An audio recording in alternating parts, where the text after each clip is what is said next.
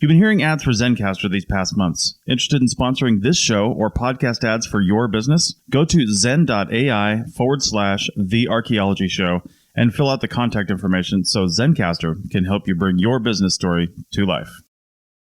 You're listening to the Archaeology Podcast Network. This is the CRM Archaeology Podcast. It's the show where we pull back the veil of cultural resources management archaeology and discuss the issues that everyone is concerned about. Welcome to the podcast.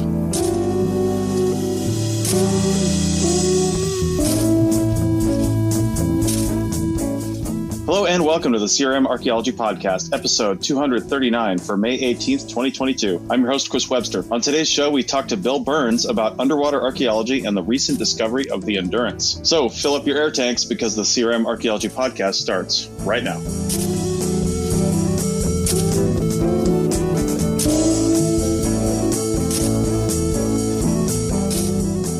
Welcome to the show, everyone. Joining me today is Andrew in California. Hello, everybody. And Heather, also in California. Hi, everyone. And I am currently in Forest Grove, Oregon, which is, I guess, just not too far outside of Portland, Oregon, to the southwest, actually at a sake distillery, which is one of the first type of thing we've stayed at in this Harvest Host membership. If, as a CRM archaeologist, you don't know what Harvest Host is, I seriously suggest checking it out, especially if you've got like a van or a camper on your truck. You can't stay there in tents, but it's generally free overnighting as long as you patronize the host. And if you're traveling across the country for work, it might be a good place to overnight, grab a glass of wine, chill, and then move on. But again, you can't tent camp, but you can car camp or camper camp. So check it out. We're not an affiliate. This is just a really awesome service that we use. Okay. So, all right. So today, as you guys know, we've been alternating who picks the topics for the shows. And this week it's Heather. So I'll let Heather introduce our guest and topic today. Go ahead, Heather. Thanks, Chris. Okay, well, we have a esteemed guest, Bill Burns. He and I are colleagues. We work together at the same company. And he is not only, he's just a man of many trades. He is an archaeologist, terrestrial archaeologist, but he's also an underwater archaeologist, not to mention a super guy. So nice. And the impetus behind this podcast is the March 5th of this year discovery of the Endurance, which was Sir Ernest Shackleton's expedition ship. And it's been, I think, since 1915. I think it was like in October, it got crushed by ice and it slowly sank over a couple months or a month. And it's been lost to... it has just been lost to the sea for a while until just a little over a month ago. And so I thought it was super exciting. And I reached out to Bill and said, hey, what do you think about talking about this on our podcast? So first, I just want to introduce you to Bill. Hi, thanks so much for having me. Oh, you're welcome. Can you tell us just a little bit about yourself and maybe how you got into underwater archaeology? And then we'll talk about the Endurance. Sure. So I'm an archaeologist. I also in California, actually, but I grew up in Rhode Island. Both my parents are marine biologists, so I was kind of always surrounded by boats and the sea and the ocean stuff. They're always taking me out. So I've always been kind of surrounded by and fascinated by the sea. And then in college, I got into archaeology like many of us do and took a field school. And I always had kind of a slight interest in, wrecks, shipwrecks and whatnot. But I didn't, I was just a student, so I didn't know if that was a thing in archaeology. But I lucked out that one of my TAs in my field school, who's actually a colleague of Heather and I right now, Carrie Lynch, actually did underwater archaeology then. And she got me into it and introduced me to a local group in Rhode Island, the Rhode Island Marine Archaeology Project. Great work with volunteers. And they got me involved and just kind of took it from there. Great. So if you don't mind giving us a background, there may be some people that are not all that familiar with the Endurance, and maybe first the history of the Endurance and then the efforts that have been undertaken to try to find it. Sure. Pretty incredible story, both the Shackleton story and also finding the wreck. It just, when I think about the things to line up for it to all happen, it just boggles my mind, really. So, yeah. So for Shackleton, I believe this was going to be his third expedition into Antarctica. And the purpose of this was kind of the end of the, golden age of exploration, as it's called. It was right when World War I was starting, which is also kind of an incredible part of the story. So the idea behind this expedition was Shackleton was going to do an overland march across Antarctica. So the Endurance was going to take them to the shoreline of Antarctica at the Weddell Sea. And from there, they were supposed to march across all of Antarctica to the other side where another ship, I believe it was called the Aurora, would be waiting for them to take them home. And they didn't get too far. They got to the Weddell Sea and immediately get stuck in ice and just stayed there for the whole time, all through the summer.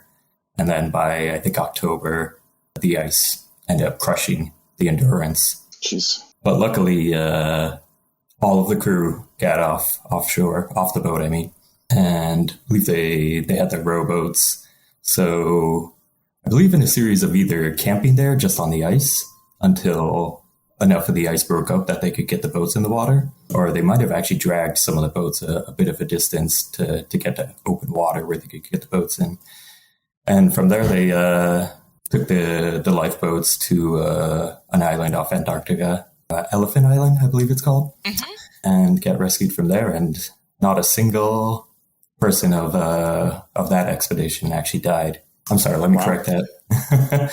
Not a single person of the Endurance expedition died, but actually the boat on the other side, the Aurora, that was supposed to be their sport boat, 3 of those men actually died trying to set up base camps for Shackleton's expedition coming through, which never actually came through. So a few of them actually passed away.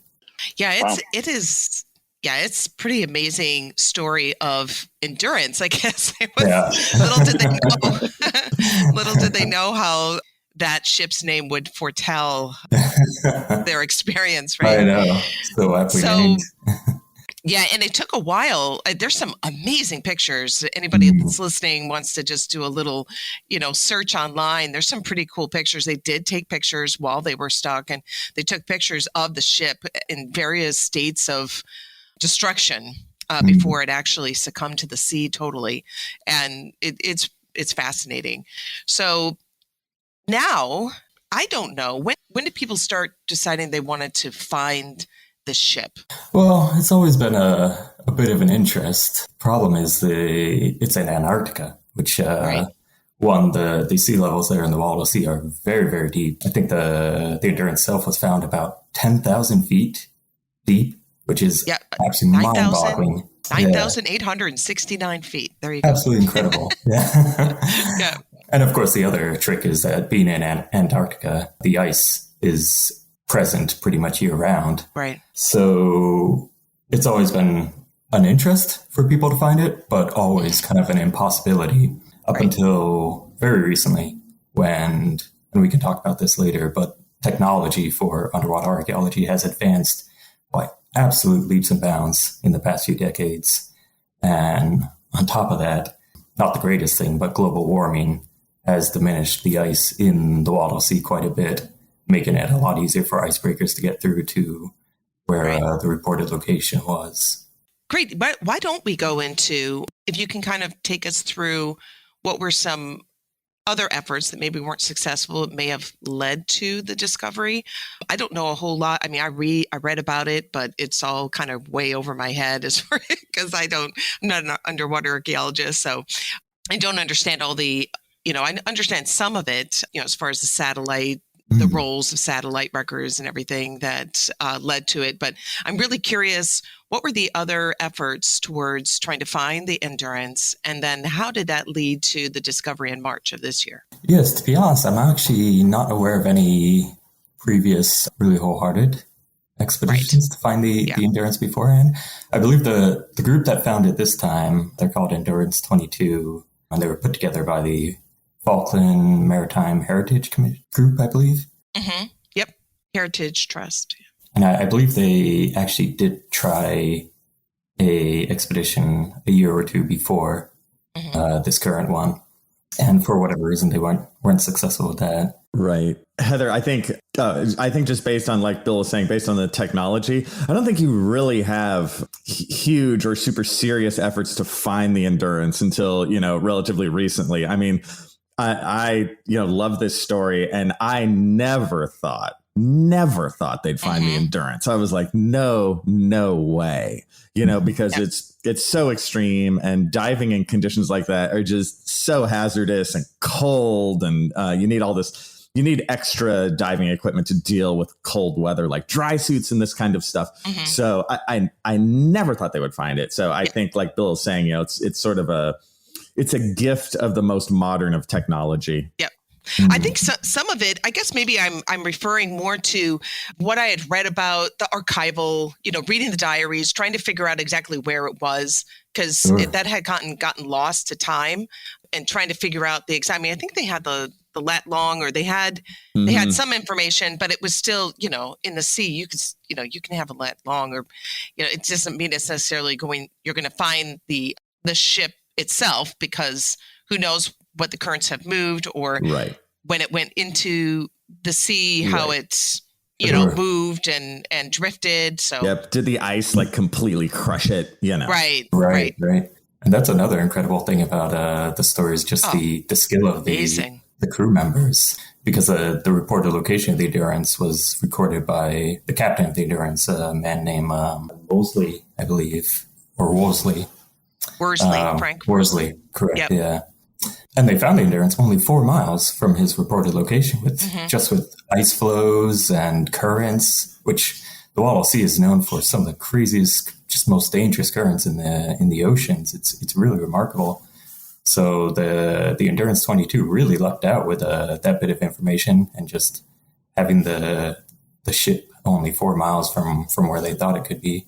I think it goes to show that, and I think as archaeologists, it's important for us to remember, we can have all the technology in the world, but the people that have mastered navigation, they mastered, to a small degree, or a lesser degree, the use of a compass, or really understanding geography and knowing how to navigate. It's really important. Just having a technology, having a Trimble or a GPS in your hand, and letting that do all the work without understanding everything that goes behind land navigation. It's I think it's something that an art that can be lost. Yeah, I couldn't agree more. And it's very, very important.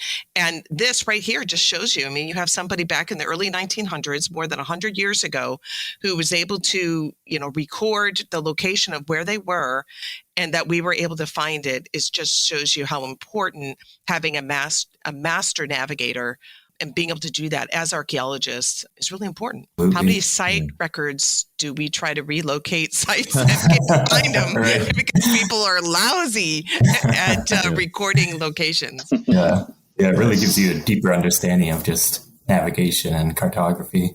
It totally does. And actually the navigation they did in the little boat from Antarctica to Elephantine Island, as Bill told the story, Elephantine Island, I think, is it 1,600 miles away or something? It's literally, it's a massive voyage.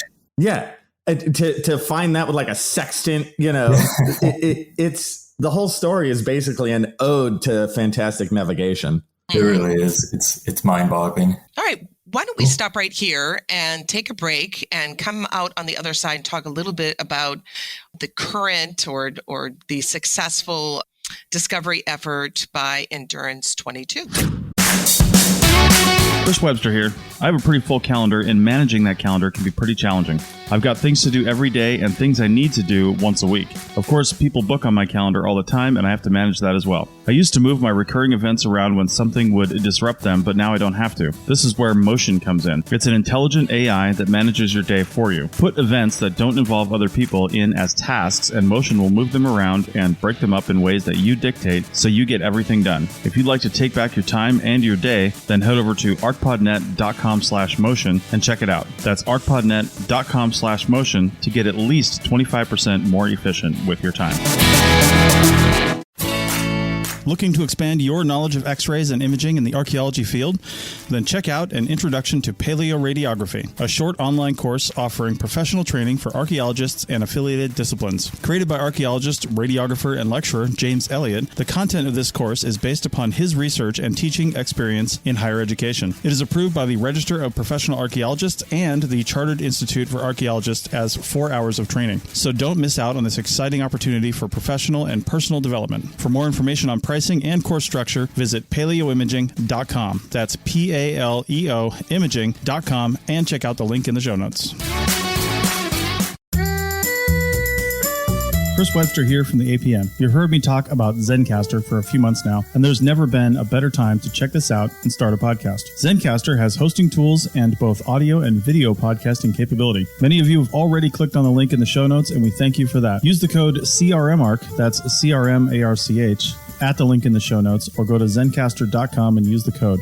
That's zencastr.com to get 30% off your first 3 months. Again, use the code CRMARC for 30% off your first 3 months at zencastr.com.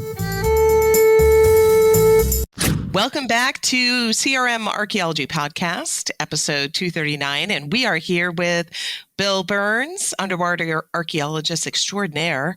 We are going to start off in this segment talking about the actual discovery of the Endurance, and then we're going to segue into underwater archaeology and CRM, which I think a lot of people might be surprised there really is a forum for that. If you're an underwater archaeologist or you're somebody who's interested in underwater archaeology and you are a CRM archaeologist, there is a place for you. So, Bill, if you could just kind of give us a rundown of the efforts for this successful discovery and exactly how it happened. So the discovery was made by a group, Endurance 22. The real incredible part of this story, I believe, is just the new technology that they've been utilizing. Discovered the wreck.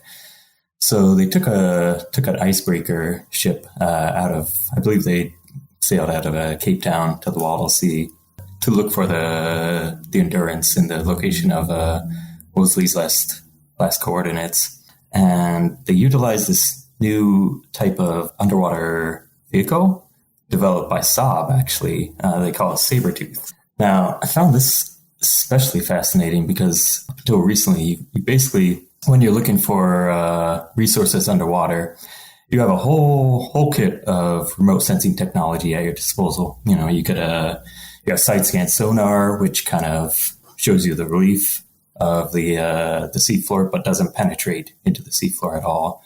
And multi-beam is a type of sonar as well to use it. And then you could use magnetometers, which, they detect magnetic fluctuations. So you could locate iron concretions or anything with a magnetic field with that. Or there's also sub-bottom profiles, which do penetrate into the seafloor, but give you kind of a cross-section. You know, you can't really view kind of wide areas with a sub-bottom profile. And then, of course, there's ROVs, which, we're all familiar with from the Titanic and movies and whatnot. Or you could put divers in the water, which I do not envy anyone working in Antarctic. Oh, my goodness. I can't imagine. How do you, so I'm just curious, just stop you for 1 second. Like, when you were in the water, like something that cold, I'm sure you have to have special suits and everything just to make sure. And like, how long can you stay underwater? Sure. I've never done ice diving before. Right. I know a few people that have, and it requires, there's all sorts of fancy equipment. There's of course you're going to be fully dry suited. You wouldn't get into that kind of water in a wetsuit, and you would have a lot of, woolies underneath, but they also create these kind of high tech warmers that you could wear in your dry suit. Basically, I think it circulates hot water inside, and you're going to have your face completely covered as well. Right. Often they have surface umbilical feeds of air to the surface as well. Okay. So, the good side of it is often you hear in these waters, you can see forever. The visibility is just incredible. Right. But who wants to stay in that water for too long? Right. So for this expedition, they had these Sabertooths I mentioned before, which are kind of like an ROV in that it's controlled from the surface and has, cameras and can send it. It has an umbilical to the surface as well. So you get the real-time data. this RV was also equipped with, I believe, side scan sonar. So the RV itself was a bit of a remote sensing equipment. So at the same time as you're looking through the camera, it's scanning the area around, so you could see something way beyond the field of vision that might be an interest for you that you want to send the RV to. The figures they're saying are absolutely incredible. That from its tether point or from wherever it's being controlled from, it can search for about 100 miles away, which is absolutely mind-boggling. Wow, that's crazy. It really is, and send that data in real time back to the operator. So this technology is brand new. And honestly, I don't see how the Endurance could have been found with any of the existing technology we had before this.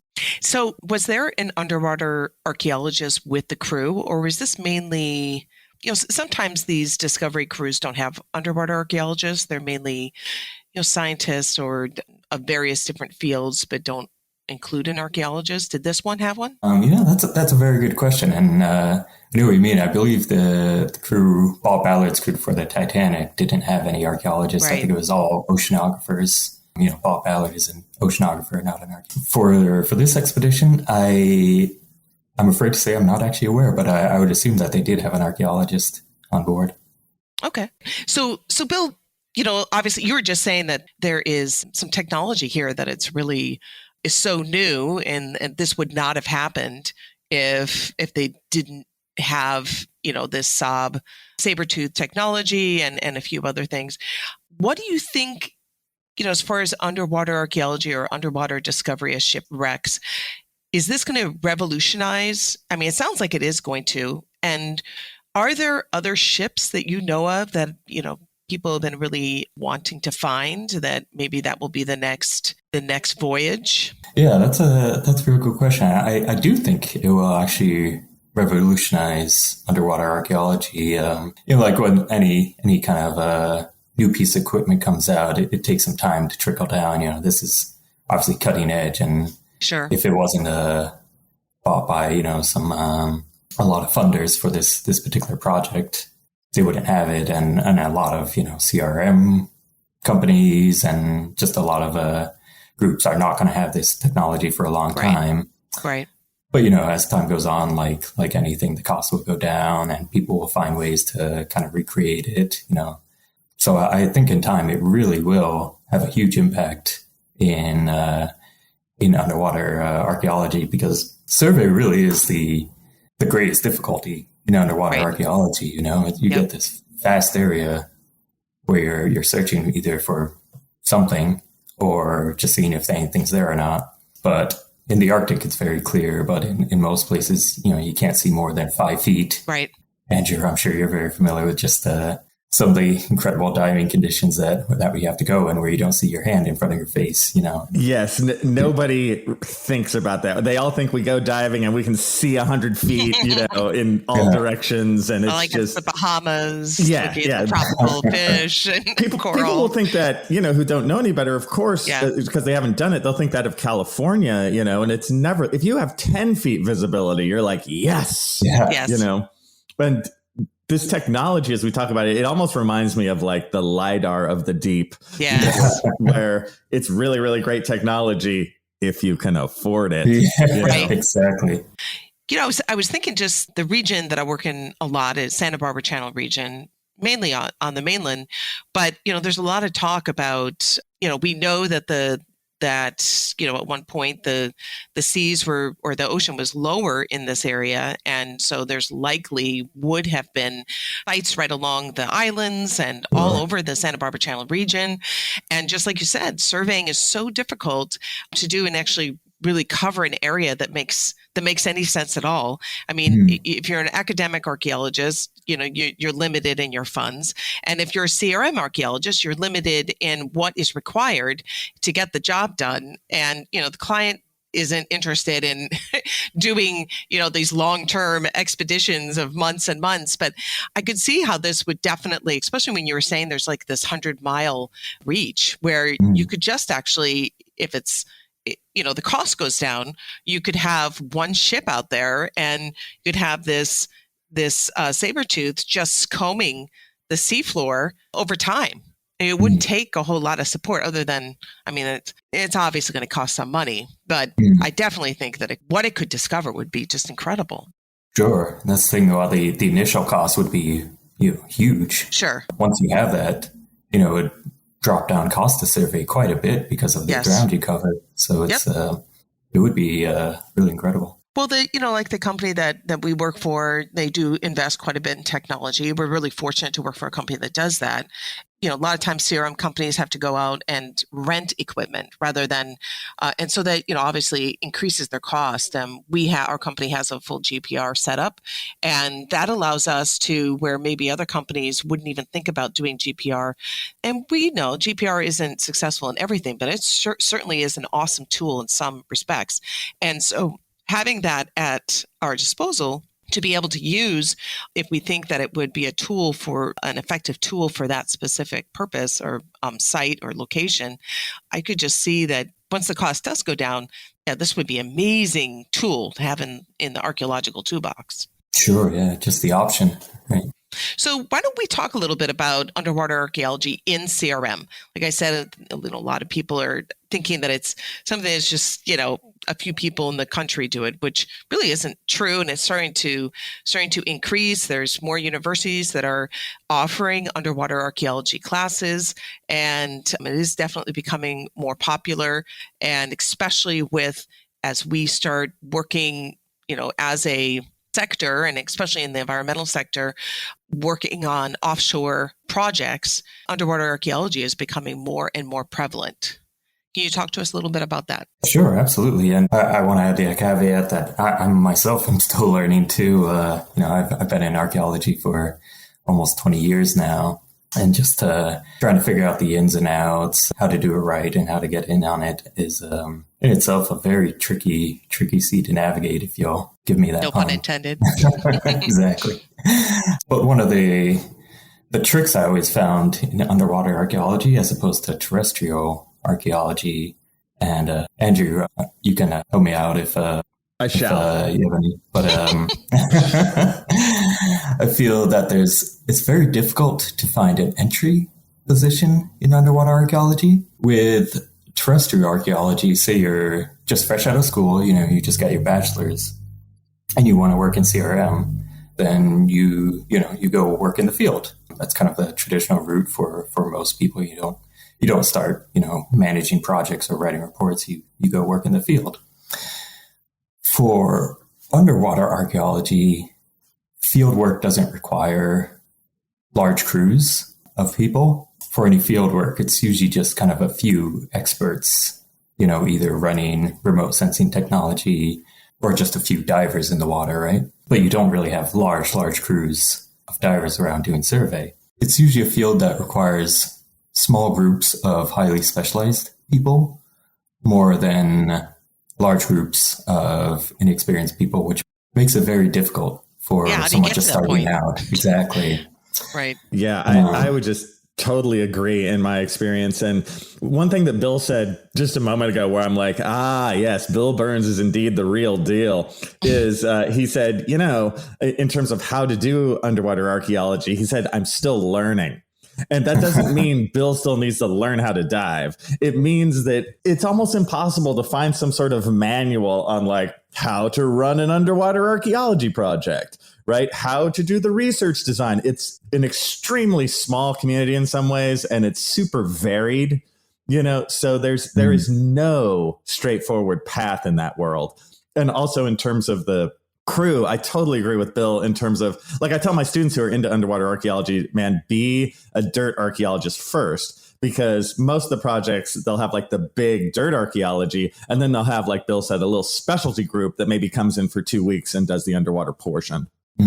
Yeah, that's really good advice. And I like what you said too, is just the field itself is so varied as well, especially now in CRM. Right now in the country, we have this big offshore energy boom going on where people are trying to, put in wind turbines offshore quite a lot. So that's one aspect is the offshore stuff. But then you have all these inshore projects as well, wharf maintenance, coastline stuff, seawalls, with climate change, seawall stuff is becoming a lot more prevalent. And then you have inshore stuff too. You have lakes, you have reservoirs, you have rivers. Here in California, we're starting to. We have a few projects where they're doing shark sonar in bays along the coast of. So it's like to detect sharks in the water. Yeah. So that's been some of our work projects down in the Southern California area.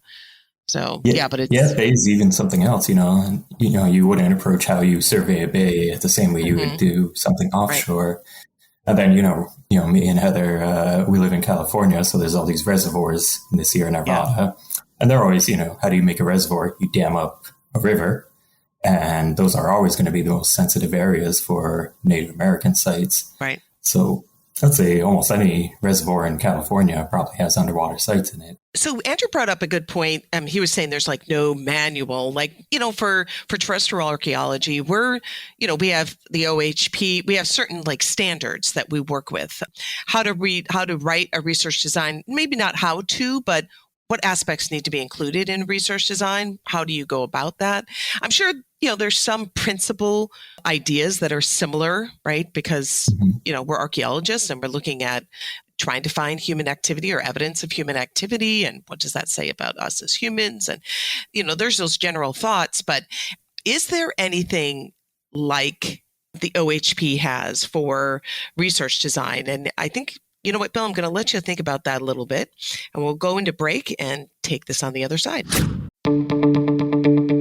We've got a contest. The folks over at AEO Screen are giving one of our listeners a brand new screen. Pick anything from their website and they'll ship it to you. Not an archaeologist? No problem. These are great for gardening and other tasks around the house. I mean, come on, right? Anyway, these are great screens and you won't be disappointed. We'll pick the winning entry at the end of May. Head over to arcpodnet.com/screen for details on how to enter. It's easy and you can get multiple entries. Increase your chances by helping out others. That's arcpodnet.com/screen for details on how to win. Want to keep this conversation going? Want to talk to the host of this show and other fans? Then join our membership program and get exclusive access to the hosts, other fans, and early access to these episodes and bonus segments and content. You'll also get forever access to our live show back catalog and any other shows ad-free. Head over to arcpodnet.com/members for details. That's arcpodnet.com/members. Welcome back to CRM Archaeology Podcast, episode 239. We're in our third segment. Bill, we were just about to touch on if there's any, standards that are written for underwater archaeology, something that would be very specific when it comes to, research design, work plans. Is there anything out there, or are you starting from scratch as an underwater archaeologist when you embark on a project? Well, I feel that is something that's actually developing as we speak right now. If you asked me maybe 10 or 20 years ago, I would say, no, not really. But as things get active, federal and state agencies are starting to draft management plans and just practices, best management practices for underwater resources. It used to be more... basically it would come down to, in CRM, if you had an underwater project, the lead agency would kind of determine how much needed to be done to get through cultural resources. And that was always dependent on whoever that individual reviewer would be. Right. Sometimes they would have really no kind of background or interest or idea about if underwater archaeological resources exist at all. So, a lot of projects could just kind of go through federal or state review with really no consideration for cultural resources whatsoever. But Bill, can you start that? Sure. Was that the motorcycle going by? Yeah, you could hear. You could hardly hear what you were saying. Yeah. Maybe start the last sentence again. Oh, sure. Yeah. So, sorry, let me remember what I was saying. Oh, sorry. No, it's no problem. It's me. It's my mind. So sometimes you would have, federal or state agencies, and it would come down to the individual reviewer. And if he had no idea underwater archaeological resources may exist or had not really been through it before. They might pass through projects without a second thought for underwater cultural resources. But as time goes on, I think underwater archaeological resources are coming a bit more into public view, and underwater archaeology as a field is kind of becoming more into public view. Mm-hmm. So as that happens, state and federal reviewers realize that that underwater projects do require cultural review, just like any terrestrial project. Right. So it really is developing as we speak right now, just kind of more standardized best management practices kind of across the board, especially with this boom for offshore wind these days. That's really kind of brought it to the forefront. Yeah, I think that, as archaeologists, when we are, especially in CRM, well, actually only in CRM, in academia, a lot of it's obviously what kind of grants or money that you have at your disposal. For the CRM, it's the same thing. But, a lot of times, we get pushback. Do we really have to do this? And having those standards that the agencies are putting together that say this you do have to do really kind of takes the onus off of us, kind of takes the pressure off of us and say, yes, these are standards that are expected, that are required in order to fully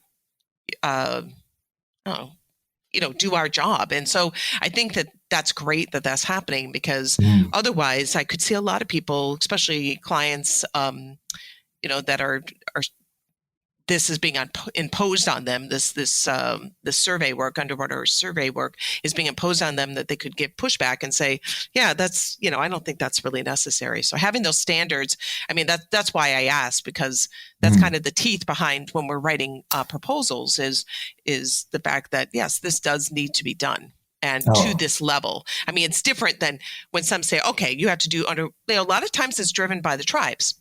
Mm-hmm. And tribes say, we want some underwater archaeology out there, but they don't have, or maybe they don't even know, who would, right? It needs to be done in this way. And so it's just this blanket, we want underwater archaeology done out there, but exactly what does that mean? Yeah. And so having the standards, I think, is really important. That's Absolutely, great. It's good to hear. Yeah. Yeah. Because anyone that's done like a terrestrial project and tried to go back to a client and ask for, a few $1,000s for an extra survey and experience pushback, knows that, and try to go to, a client and say, hey, we need to rent this Saab Sabertooth ROV for, $1,000. 200,000. Exactly. Yeah. And it's real tricky. Right. Yeah. Like data recovery, right? That's always how do we do this? But so I'm curious. Let's say I'm an archaeologist who's I have some terrestrial archaeology experience under my belt, or maybe I'm a student. I'm a graduate student. I'm deciding I want to go into underwater archaeology. That sounds really cool. If I had to do it over again, I think I would have done it too. I can imagine having your graduate research with underwater archaeology, focused on underwater archaeology, would certainly help get into the field. But as far as tools go, what would entail? What would somebody have to have? What are the musts? Yeah, it's it is like we were saying before, a very tricky field to get into. And of all the underwater archaeologists I know, it seems all of us had different routes to get in. Myself, after my bachelor's degree, I volunteered for some underwater archaeology groups, and eventually I went to get my master's degree in underwater archaeology with famous underwater archaeologist Jeff Bailey, who's a really, really great guy out of the University of York. But that also sent me out of the country to do it. And underwater archaeology can often be a very localized field. For For an archaeologist in the field now, say you only have a bachelor's degree and you really want to get into archaeology, you want to consider going to a graduate school for underwater archaeology in the States. Florida University has a great program right now.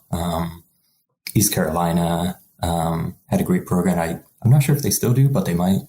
And then back kind of when in underwater archaeology in the 70s with George Bass was getting started, Texas A&M was the place to go. But that was back in the 70s and the 80s. Besides going to grad school, I would recommend, if you don't want to take the dive to go into grad school, fully, just look for groups, really. You can find underwater archaeology groups here and there that often are run by professional archaeologists. That's where I got my start. I'm sure there's some in California as well. Talking to professors will often help because they can, get you involved in little projects that they have or whatnot. There's field schools are a great way if you don't want to, fully commit to grad school yet. You could take a field school in underwater archaeology. There's plenty of them, and then you also get, a fun little diving vacation somewhere. As for tools, that's actually a good point, is people often think that you have to be a diver to be an underwater archaeologist, which is not the case at all. Tons of underwater archaeology is done without diving, The endurance is a perfect example of this, That was one of my questions. Yeah. Yeah, absolutely. So there's plenty of underwater archaeologists that have never been in the water at all.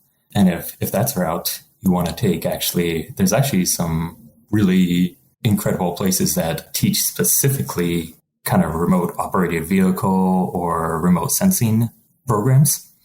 And that is actually a very, very useful skill to have, especially these days with technology advancing the way it is. So I would definitely recommend looking into kind of remote sensing programs. And often those are also terrestrial as well. Terrestrial as well, exactly. Yeah. So it's a skill that is marketable in many, many ways, really. I really think that is one of the major future sectors of archaeology because, for example, in Hawaii, I know that there's a movement towards less invasive archaeology. So there's a lot of remote work that goes along with archaeology in Hawaii. And that obviously just takes one area to kind of push that, to be the driving force behind the technology to make that happen.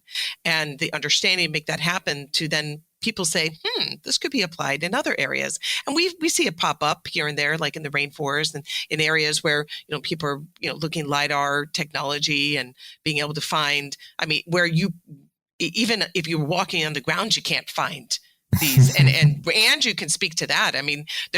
You can walk right past a temple, right, and not see it. Oh, man. It's that LiDAR technology. Gets it. Like I say it and nobody truly understands. It's like, no, I'm not speaking in cliches. I'm not overstating. You can literally be 3 feet away and not see it. Right. And so I think this remote sensing technology when it comes to archaeology is not just one of those things that you see on National Geographic. I think this really is the future of archaeology, where you don't have to, rely on one company that's creating that, the LiDAR, the data set. And, we have now, drones. Our company has a subsidiary that is just drones.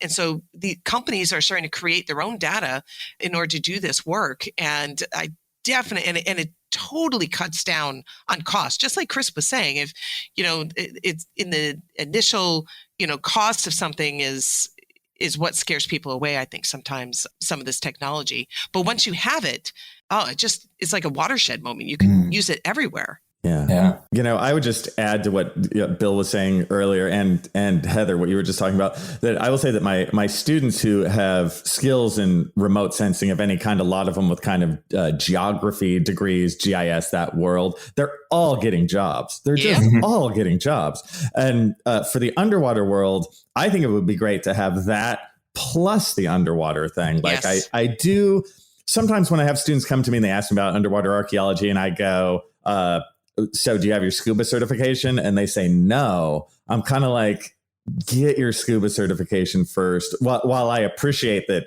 doing the remote sensing is a great thing. And I do think that has a big future. I also want the person who does have the tactile sense of what it's like under there. Right. So I would recommend doing it all because you can. Sure.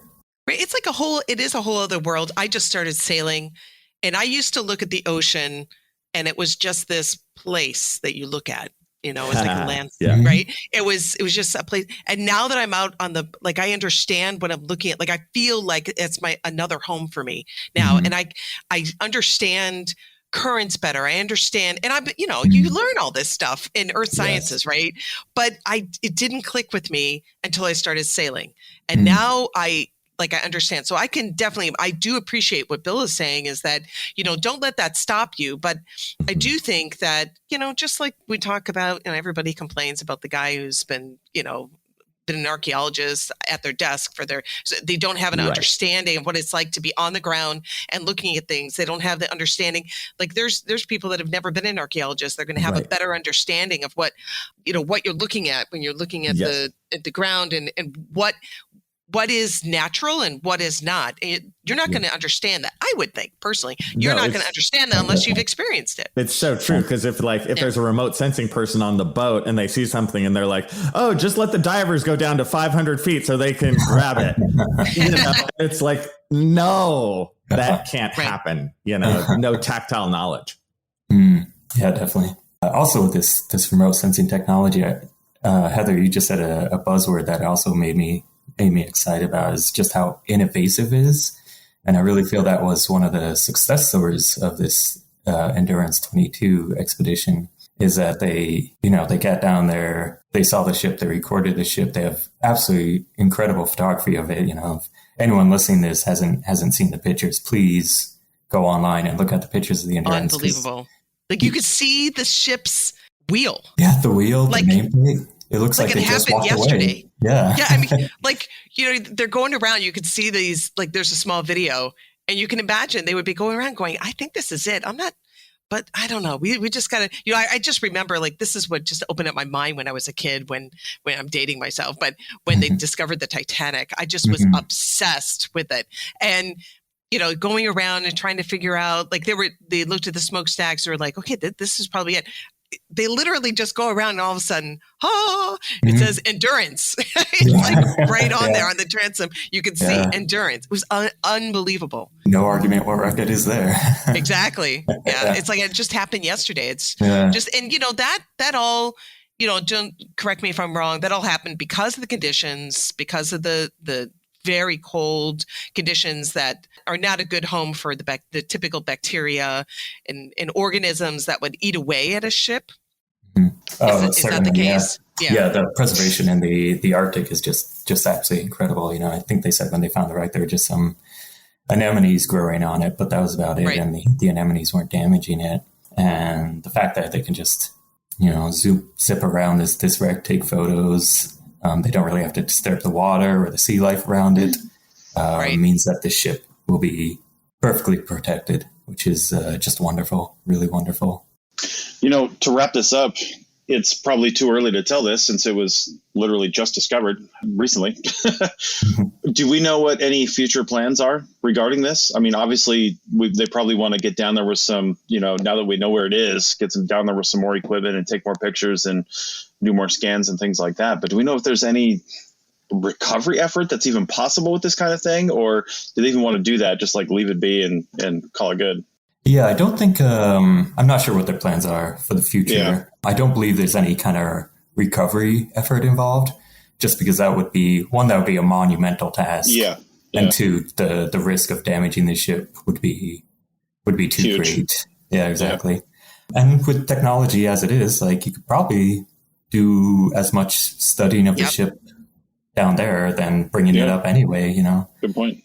Yeah. Yeah, I mean, it's all the recording and, the documentation through, what they have already is exactly better than taking it out and then trying to piece it together and, for some kind of an exhibit to see. I think they can do just as much.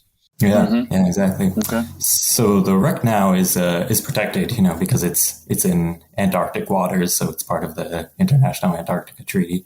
But as far as future research expeditions, I'm not aware of any. I'm sure they'll be back for more videos and photos. Okay. All right. Well, with that, I think we will call it good here. This has been a great topic. And Bill, thank you very much for coming on. And Heather, thanks for bringing Bill on. This has been really great. Oh, thanks so much for having me, guys. Thanks, Bill. Yeah, this was fun. It was great. Yeah, we don't get a lot of chances to talk about underwater archaeology on the CRM Archaeology podcast, or really any of our podcasts. It's such a, I don't know, it's such a almost, I almost want to say fringe kind of topic in archaeology because they're just, I personally don't know a lot of people that are doing it and not a lot of people have the expertise or equipment to actually do it. So it's probably a really small, tight-knit community. So thank you for coming on, and hopefully if you guys in your company efforts discover anything, or even if you don't, for that matter, I'm interested in how survey and just like planning and stuff like that for underwater archaeology projects would go, especially from a CRM aspect for this show. And, maybe in the future we can get you on the archaeology show too, to talk about some more general things in the field. So again, thank you, Bill. Thanks, Heather. Thanks, Andrew. And thanks everybody for listening. Thanks, Chris. For our members, we are going to have a fourth segment where we talk to Bill about some of the equipment and other stuff needed for under archaeology. It's just a short little thing for members. So if you're not a member of the Archaeology Podcast Network, go to archpodnet.com/members. You can help support us and get access to things like these bonus segments. I'm curious about some of the more specifics about diving for a CRM project itself, the equipment that you're going to use, the number of dives per day, this kind of thing. It's we usually aim or budget for about 3 dives a day. We can push to 4 if we'd like to. Are you just doing a single tank dive? Are you double tank? Do you have the scientific diver setup, or do you do sort of a more regular BC? What's your? And if you are a member, just head again over to archpodnet.com. Click on the login button and go to your member pages. And the bonus segments for shows are now contained not in the bonus section unless it's a one-off self-contained thing. The bonus segments are now located in the ad-free downloads area for that show. So you'll see the regular show ad-free, and you'll see the bonus segment for it as a separate audio file right there within the recording. So again, thanks for that. Thanks to all our members especially, and we will see you next time. That's it for another episode of the CRM Archaeology Podcast. Links to some of the items mentioned on the show are in the show notes for this podcast, which can be found at www.archpodnet.com/CRMArchPodcast. Please comment and share anywhere you see the show. If you'd like us to answer a question on a future episode, email us. Use the contact form on the website, or just email chris@archaeologypodcastnetwork.com. Support the show and the network at archpodnet.com/members. Get some swag and extra content while you're there. Send us show suggestions and interview suggestions. We want this to be a resource for field technicians everywhere, and we want to know what you want to know about. Thanks to everyone for joining me this week. Thanks also to the listeners for tuning in, and we'll see you in the field. Goodbye. See you guys next time. Bye-bye. We'll see you in the water for those that are underwater archaeologists. Oh, yeah. That's a good one. Fancy.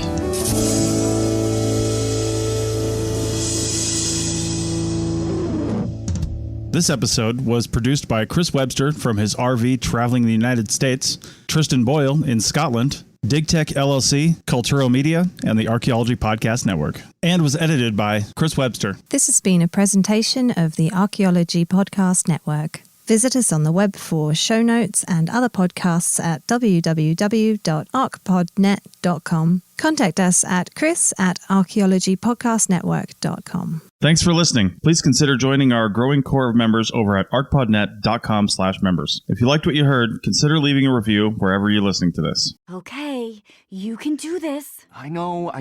Carvana makes it so convenient to sell your car. It's just hard to let go.